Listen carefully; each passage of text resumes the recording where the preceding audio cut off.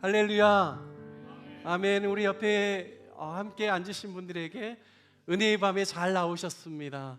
네, 성령의 역사가 충만하기를 바랍니다. 우리 그렇게 인사 나누며 죽겠습니다.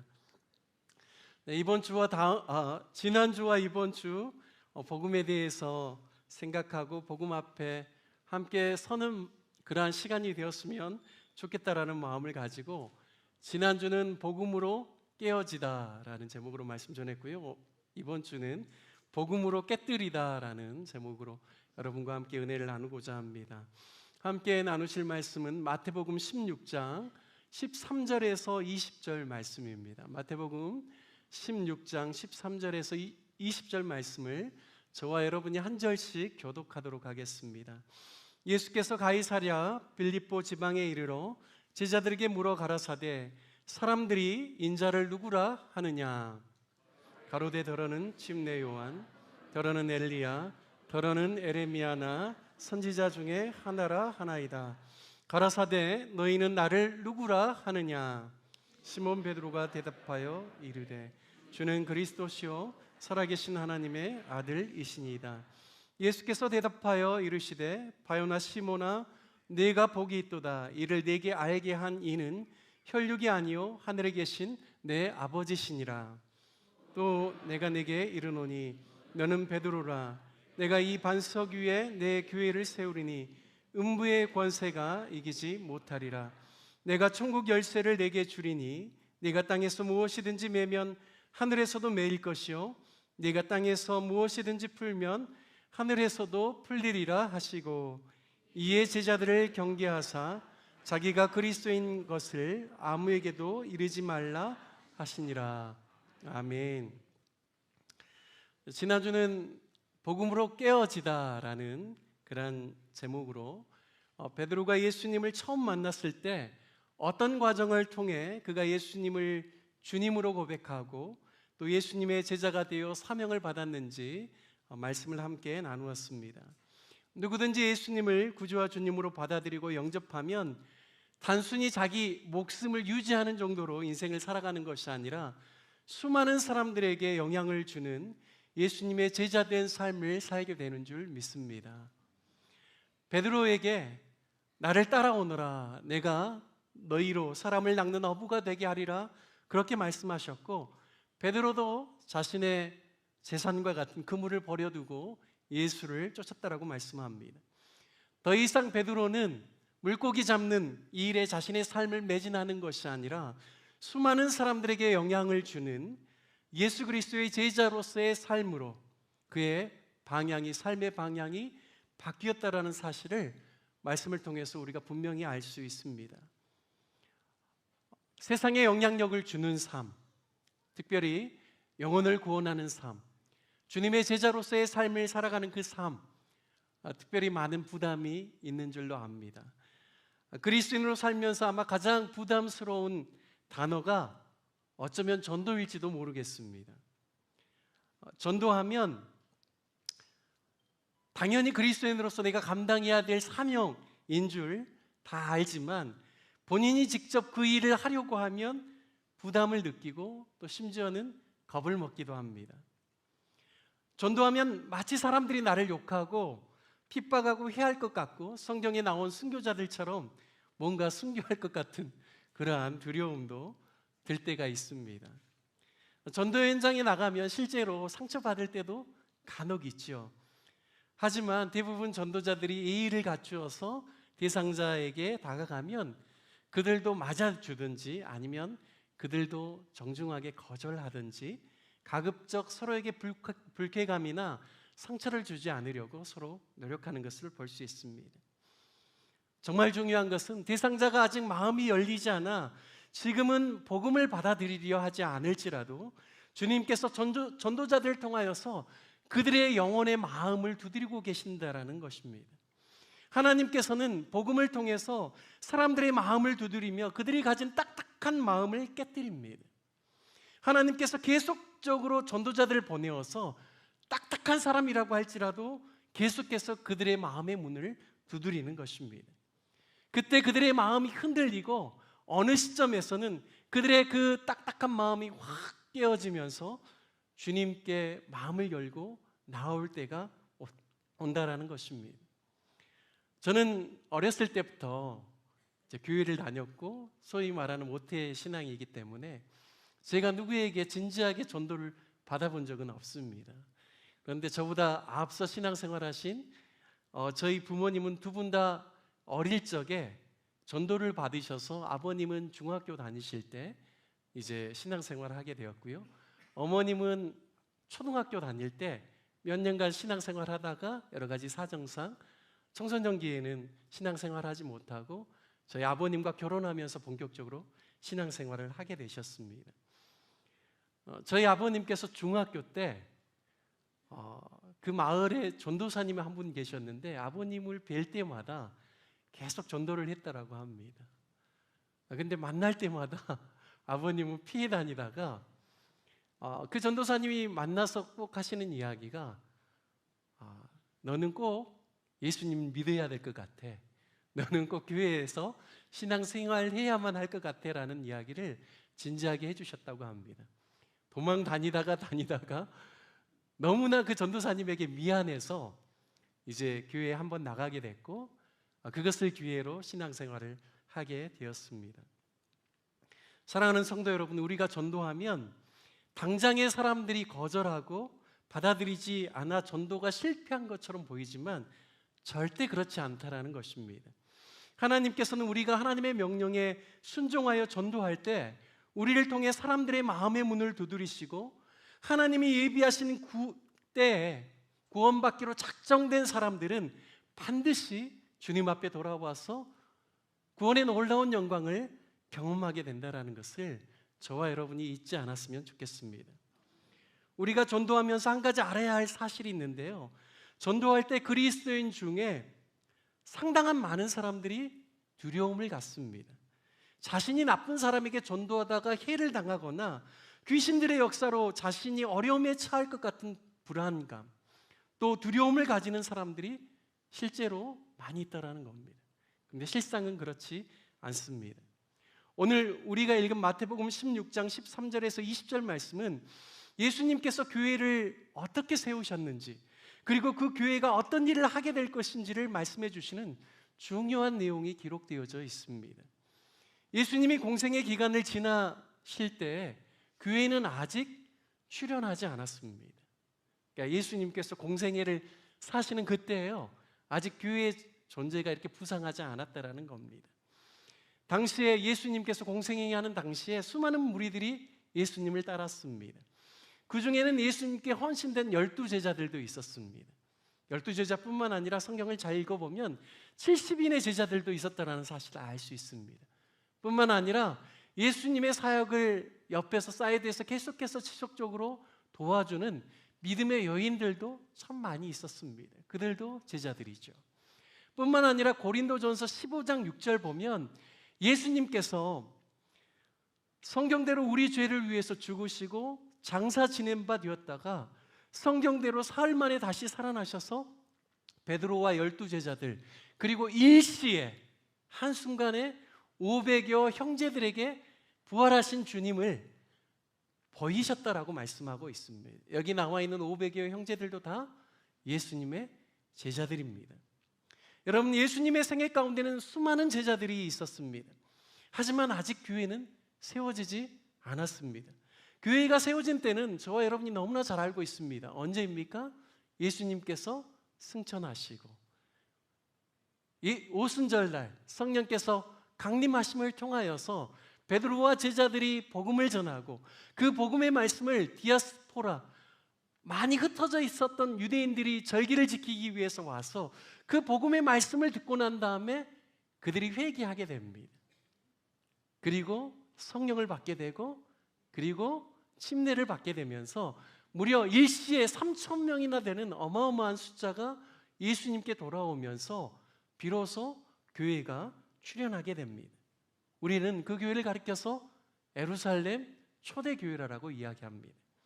그들은 사도의 가르침을 받고 서로 교제하며 떡을 떼며 기도하기를 전혀 힘쓰면서 하나님을 찬미하고 날마다 마음을 같이하여 성전에 모이기를 힘쓰며 백성들에게 칭송을 받으며 최초의 교회를 이루게 되었습니다. 하지만 교회가 세워지기 전에 예수님께서 본인이 교회를 세울 것을 분명하게 말씀하셨습니다. 그리고 교회가 어떻게 세워지는지 교회의 생성 원리에 대해서도 주님께서 명확하게 가르쳐 주셨습니다. 오늘 우리가 읽은 마태복음 16장의 말씀이 그 내용을 기록하고 있습니다. 우리 함께 16장 18절 말씀을 함께 같이 읽겠습니다. 함께 읽습니다. 또 내가 네게 이르노니 너는 베드로라. 내가 이 반석 위에 내 교회를 세우리니 음부의 권세가 이기지 못하리라. 아멘. 예수님께서 시몬에게 말합니다. 너는 베드로라. 페트로스라고 하죠. 페트라라는 단어에서 나왔습니다. 지금도 요르단에 가면 정말 유명한 관광지 가운데 명소가 바로 페트라입니다. 페트라는 바위, 이런 돌 이런 의미입니다. 그러니까 바로 예수님께서 시몬 너는 베드로라, 반석이라, 바로 이 반석 위에 나의 교회를 세울 것이다라고 말씀합니다. 여러분, 베드로 위에 주님께서 교회를 세우겠다라는 말입니까? 베드로라는 사람 위에 교회를 세우겠다라는 말이 아닙니다. 어디 위에 세우겠다라는 것이죠? 베드로의 신앙 고백 위에 나의 교회, 주님의 교회를 세우겠다라고 말씀합니다. 베드로의 고백은 예수님은 그리스도시요 살아계신 하나님의 아들이다라고 고백했습니다. 여러분, 우리가 너무나 많이 들어서 알고 있죠. 이 그리스도라는 단어는 기름 부음 받은 자라는 뜻이죠. 그리고 구약에서는 왕과 제사장과 선지자를 세울 때 기름을 부어서 세웠습니다. 즉 주님께서 그리스도시라고 고백하는 것은 무엇이냐면 예수님께서 나를 다스리는 왕입니다라는 뜻입니다. 뿐만 아니라 저의 죄의 문제를 해결해 주시는 제사장이십니다. 뿐만 아니라 하나님의 뜻을 알려주시고 인생의 참 길을 인도해 주시는 참 선지자입니다라는 고백이 그리스도라는 고백입니다. 이것은 바로 주님의 사역을 가리켜서 명확하게 이야기하고 있죠. 주님께서는 우리에게 그리스도로 오셨습니다. 뿐만 아니라 예수님은 하나님의 아들이십니다라고, 예수님이 어떤 분이신가? 하나님의 살아계신 아들이심을 이야기하고 있습니다. 그리고 곧 그는 하나님의 아들이시기 때문에 또한 하나님이신 것을 고백하는 믿음의 고백입니다. 여러분, 이 고백 위에 주님께서는 나의 교회를 세우시겠다라고 분명하게 약속하고 계십니다. 사랑하는 중앙의 성도 여러분, 예수님은 그리스도시요 살아계신 하나님의 아들이심을 믿으십니까? 아멘. 여러분, 예수님이 여러분의 죄의 문제를 해결해 주시고 또한 저와 여러분을 영원히 다스리시며 우리의 인생의 길을 인도해 주시고 하나님 아버지의 뜻을 밝게 알려주시는 참 하나님이심을 믿으십니까? 아멘. 저와 여러분들의 이 고백 위에 주님께서는 나의 교회, 주님의 교회를 세우셨다라고 말씀하고 계십니다. 여러분, 따라서 눈에 보이는 유형의 건물이 교회가 아니라 참 교회는 바로 예수 그리스도를 자신의 구주와 주님으로 영접하면서 예수님이 나의 그리스도시요 나의 참 하나님이십니다라는 그 고백을 하는 사람들의 모임이 바로 교회라는 것입니다.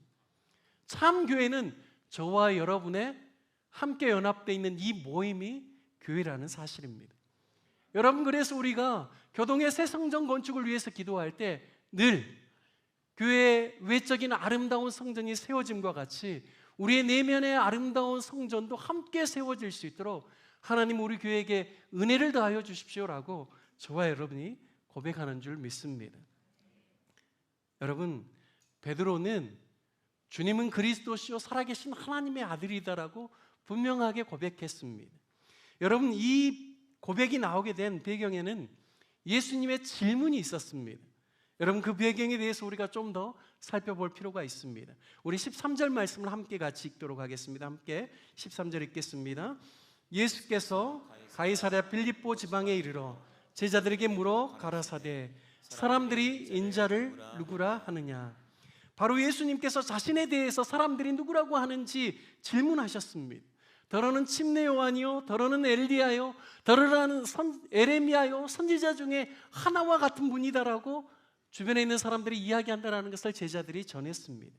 그때 주님께서 너희는 나를 누구라고 하느냐라고 물어보셨습니다. 그때 베드로가 이야기했죠. 주는 그리스도시요 하나님의 아들이십니다. 여러분, 그런데 예수님께서는 이 대답이 나오기를 바라셨을 것입니다. 그리고 이 베드로의 대답과 함께 주님께서 다음과 같이 말씀하시죠. 바요나 요나의 아들 시몬아, 내가 복이 있도다. 이를 내게 알게 한 이는 혈육이 아니요 하늘에 계신 내 아버지시니라 말씀합니다. 여러분, 분명히 예수님은 하늘에 계신 아버지께서 제자들 중에 그 누구에게 정답을 알려주실 것을 아시고 제자들의 대답을 기대했던 것입니다. 그리고 그 대답을 베드로가 한 것을 들으시면서 이것을 알게 한 이는 혈육이 아니다, 하늘에 계신 아버지께서 알려주셨다라고 말씀하는 것입니다. 여러분, 그런데 주님께서 어디에서 이 질문을 하셨는지 우리는 좀 더 살펴볼 필요가 있습니다. 여러분, 혹시 13절의 말씀을 기억하십니까? 예수님께서 제자들에게 사람들이 인자를 누구라 하느냐라는 이 질문을 어디에서 하셨습니까? 가이사랴 빌립보에서 하셨습니다.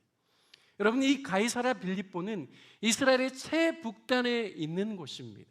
보통 구약 말씀을 우리가 쭉 읽어보면 이스라엘의 영토를 이야기하실 때 단에서부터 브엘세바까지라는 그런 표현들이 많이 나옵니다.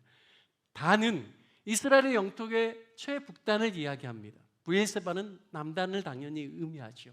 그런데요, 이 가이사랴 빌립보는 이스라엘의 최북단에서도 더 올라가는 곳에 있습니다. 헐몬산 근처에 있습니다. 갈릴리 바다보다도 좀 더 위에 있습니다. 여러분, 헐몬산 근처에 있는 아름다운 도시가 바로 가이사랴 빌립보입니다. 이곳은 경치가 아주 좋은 헐몬 산자락에 있으며 지중해성 기후의 영향을 받아서 강수량이 많아서 비니아스 폭포를 만들고 요단강으로 흘러가는 아름다운 전경을 이루는 곳이 바로 이 가이사랴 빌립보입니다. 기원전 20년경에 로마 제국의 황제 아우구스도가 헤롯 대왕에게 하사하였고 그 후 헤롯 빌립 2세가 이 도시를 새롭게 정비하면서 헬라 로마 문명의 중심지로 꾸미고 황제를 기린다고 하여서 가이사랴라는 그런 단어를 붙여주었습니다. 그래서 이 서쪽에 지도 보여주셔도 좋을 것 같아요.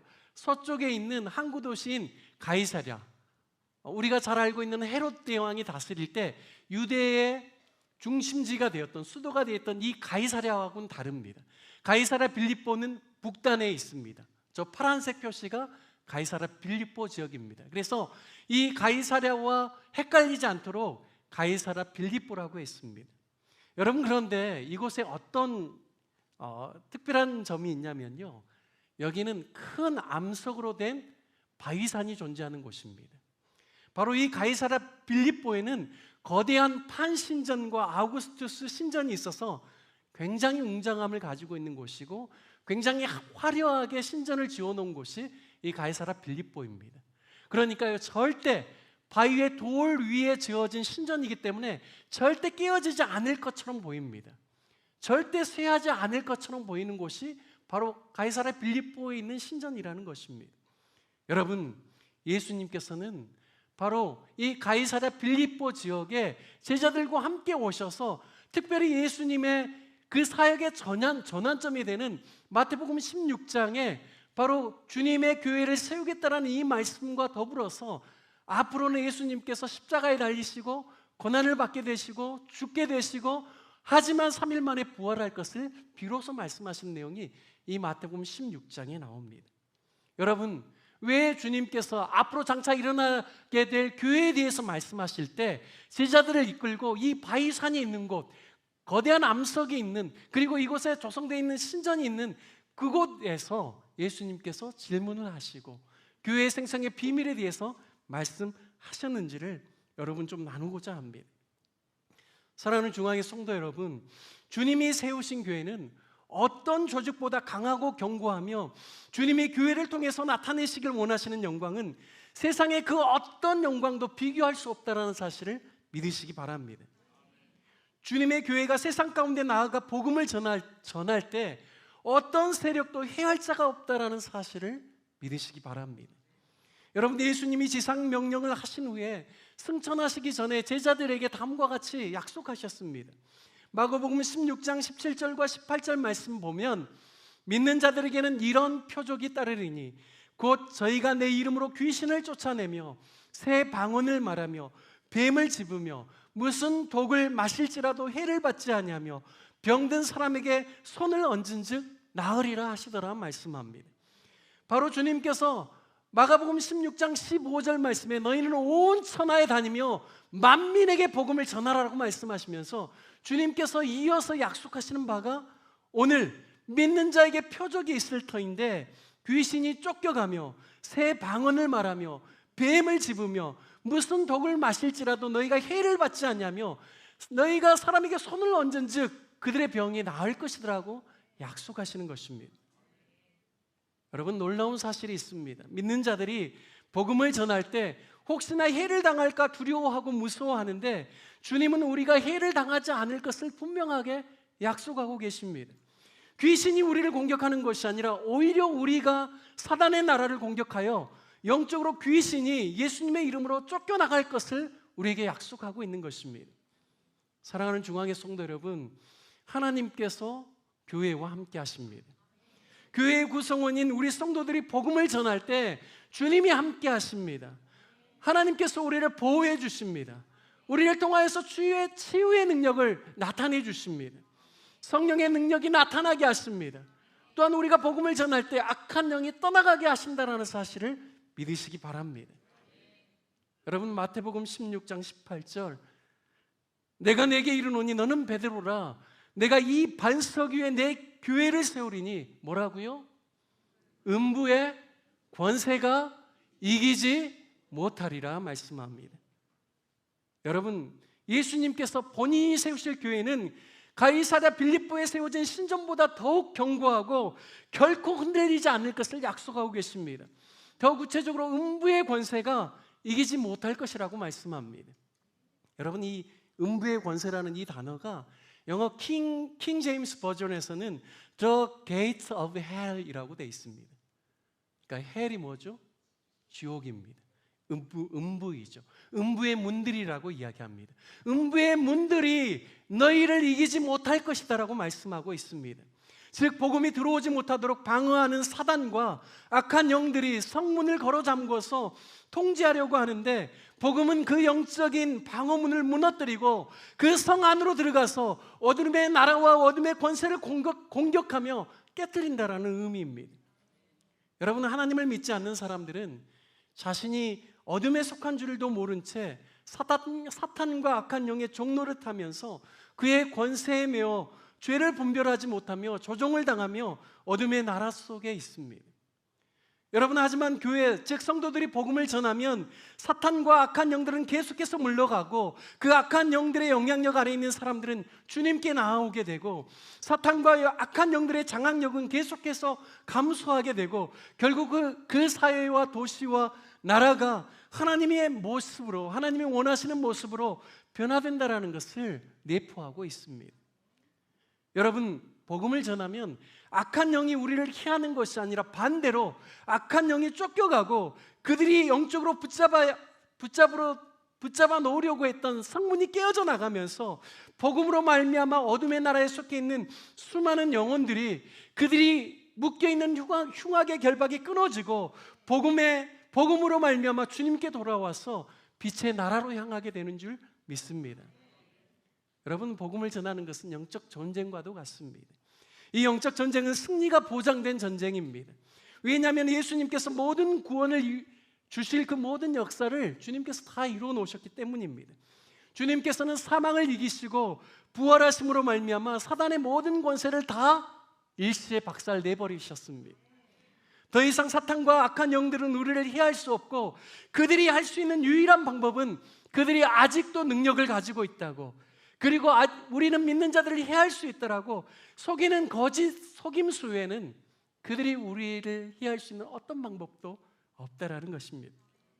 그들이 속이지만 실상은 그들이 능력이 없습니다. 그들은 다 예수 그리스도의 십자가와 부활을 통하여서 그들은 이미 다 무장해제를 당했습니다.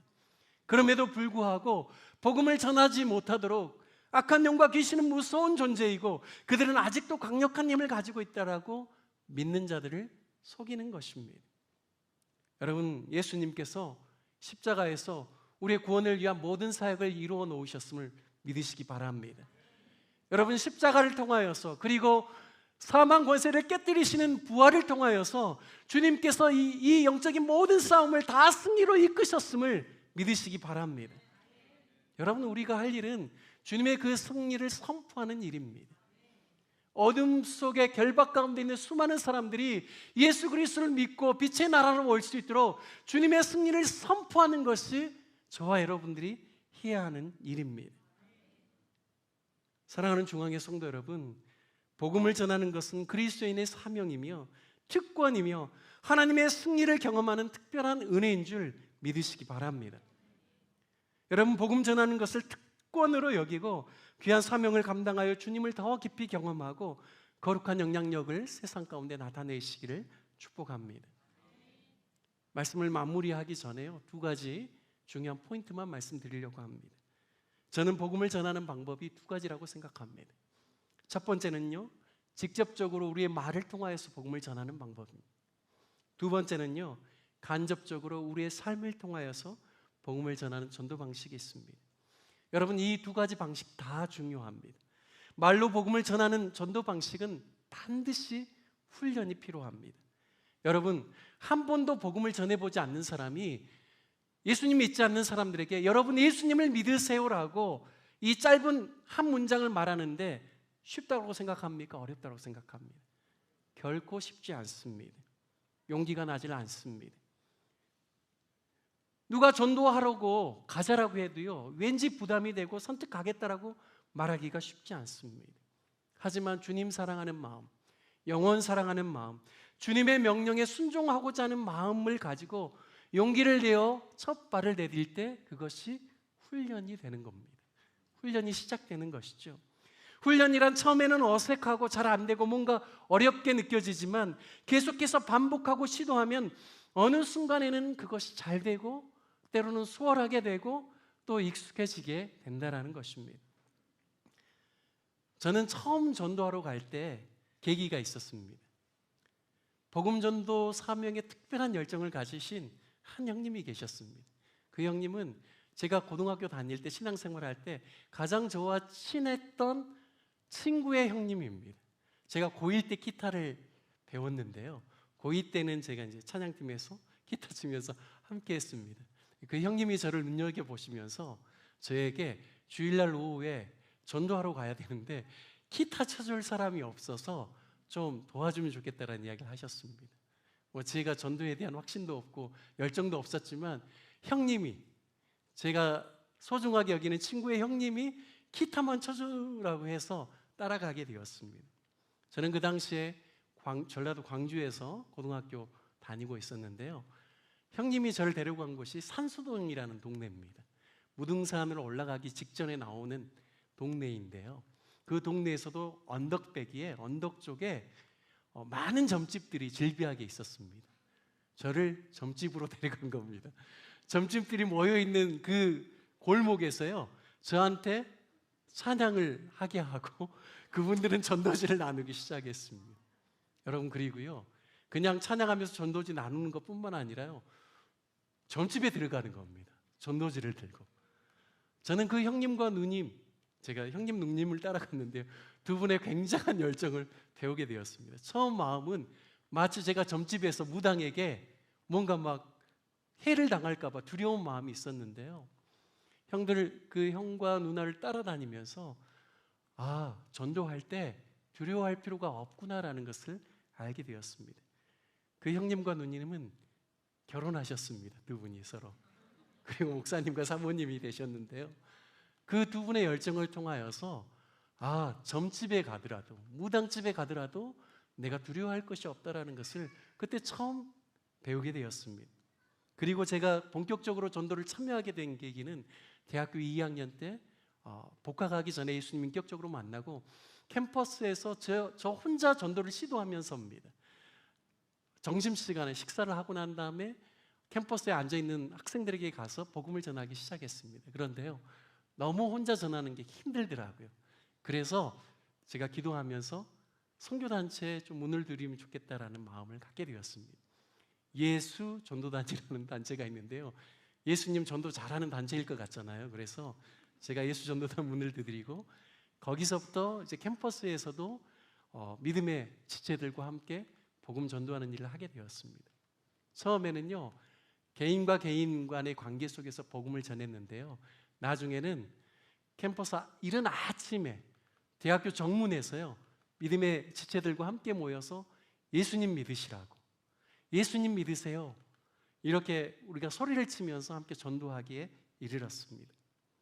여러분, 처음에는 전도가 무섭고 두려웠는데요, 한 번 하면서요, 이게 무서운 게 아니구나, 두려운 게 아니구나, 우리가 전도할 때 하나님의 역사가 일어나고 캠퍼스가 변화되는 거구나, 내가 전도할 때 지역사회의 악한 영들이 쫓겨가고 음란하고 더러운 것들이 지역사회 안에서 발붙이지 못하고 도시와 나라가 변화되는구나라는 것을 경험하게 되었습니다. 여러분, 고린도전서 1장 21절 말씀 보면 우리 한번 같이 읽어볼까요? 함께 읽겠습니다. 하나님의 지혜에 있어서는 이 세상이 자기 지혜로 하나님을 알지 못한 거로 하나님께서 전도에 미련한 것으로 믿는 자들을 구원하시기를 기뻐하셨도다. 여러분, 많은 사람들이 그렇게 생각합니다. 내가 예수님 믿으라고 하는 한마디 고백이 무슨 영향력이 있을 거라고 생각합니다. 내가 한번 전도지 나누는 것이 어떤 힘이 있을 거라고 생각합니다. 여러분 영적으로 눈이 아직 안 띄어졌기 때문에 그렇게 생각한다고 생각합니다. 아닙니다.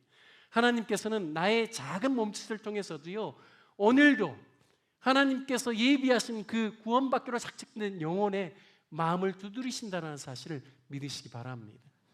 여러분, 저와 여러분의 작은 입술을 통하여서 하나님께서는 영혼을 변화시키시고 그 영혼뿐만 아니라 그 가정과 그리고 그와 함께하는 수많은 사람들에게 영향력을 주기를 원하십니다. 영생으로 인도하기를 원하십니다. 여러분, 두 번째는요, 입술로만 복음을 증거하는 것이 아니라 우리의 삶입니다. 여러분, 마태복음 16장 우리가 함께 읽었는데요, 진정한 신앙 고백이 우리의 삶 가운데 이루어진다면 우리 인생이 변화되지 않는 것이 거짓말입니다. 여러분, 예수님께서 나의 정말로 내 생명의 은인이 되셨고 나를 새로 거듭나게 하셨고 그리고 나의 삶을 인도해 주시고 나의 죄 문제를 해결해 주셨고 나의 미래 모든 문제를 주님께서 다 해결해 주셨다는 믿음이 있는데, 여러분, 어찌 우리의 삶이 변화되지 않을 수 있겠습니까? 여러분, 그 주님께서 우리의 삶을 다스리시는 왕으로 계시고 우리의 삶 가운데 성령을 통해서 늘 말씀하시는데, 여러분, 우리의 삶이 어떻게 변하지 않을 수 있겠습니까? 여러분, 우리의 교만함, 우리의 이기적인 그런 모습들, 우리의 감정적인 모습들, 이런 모든 부정적인 것들이 예수 그리스도를 구주와 주님으로 고백했는데 우리의 삶 가운데 계속해서 변화가 일어나지 않는다면 여러분, 그 믿음 점검해 보아야 합니다. 여러분, 내가 잘못 믿었기 때문에 변화가 없을 수 있을 것입니다. 하지만 제대로 예수님을 구주와 주님으로 고백하고 주님께 온전한 신앙 고백을 드린다면 변화되지 않을 수 없습니다. 우리 주변에 있는 사람들에게 거룩한 삶의 영향력이 흘러가지 않을 수 없다는 것입니다. 성도님들을 신방하다 보면 어떻게 예수님 믿게 되었습니까? 라는 질문 가운데 많은 분들이 어떤 대답을 하냐면요, 제가 군대에 있을 때 제 주변에는 정말 좋은 믿음의 사람들이 있었습니다. 나를 잘 대해주고 따뜻하게 해주신 분들이 공교롭게도 다 예수님 믿는 사람들이었습니다. 그래서 예수님에 대한 좋은 인상과 이미지가 있어서 결국에는 예수님을 믿게 되었습니다. 제가 직장을 갔는데 제 직장에서 저를 도와주시는 좋은 분들이 믿음의 사람들이었습니다. 결국에는 그분들의 모습을 통하여서 제가 자연스럽게 예수님을 믿게 되었습니다. 여러분, 이런 고백들이 참 많이 있습니다. 여러분, 저와 여러분이 복음으로 말미암아 사람의 영혼을 깨뜨리는 사람이 되었으면 좋겠습니다. 삶의 거룩한 영향력을 통하여서 우리가 직접적으로 말로 복음을 전하지 못하였을지라도 우리의 삶을 통하여서 주님이 우리를 다스리시고 우리와 함께 하심을 사람들에게 나타냄을 통하여서 그리스도의 선한 영향력이 흘러가고 많은 사람들의 마음의 문을 활짝 열게 하여서 복음이 그들에게 증거될 수 있도록 그 주님의 거룩한 역사 앞에 쓰임받는 저와 여러분 되시기를 바랍니다. 여러분 누가 전도하러 가자라고 하면요, 뒤로 빼지 마시고 내가 그냥 가만히 서 있다고 올지라도 전도의 자리에 함께 하시기 바랍니다. 여러분 그 시간을 통하여서 여러분을 통하여서 수많은 영혼들을 살리기 위해서 하나님께서 저와 여러분을 훈련하시고 또한 그 훈련을 통하여서 하나님의 놀라운 영혼 구원의 역사를 나타내실 줄 믿습니다. 여러분 늘 복음 앞에 서서 정말 많은 영혼을 깨뜨리고 지역사회의 악한 영들을 깨뜨리고 하나님의 나라가 우리가 살고 있는 도시와 나라 가운데 풍성하게 임할 수 있도록 주님께 쓰임받는 저와 여러분 되시기를 주님의 이름으로 축복합니다. 함께 같이 다시 복음 앞에라는 찬양하신 후에 우리 함께 말씀을 생각하면서 함께 기도하고 또 교회를 위해서 기도하기를 원합니다.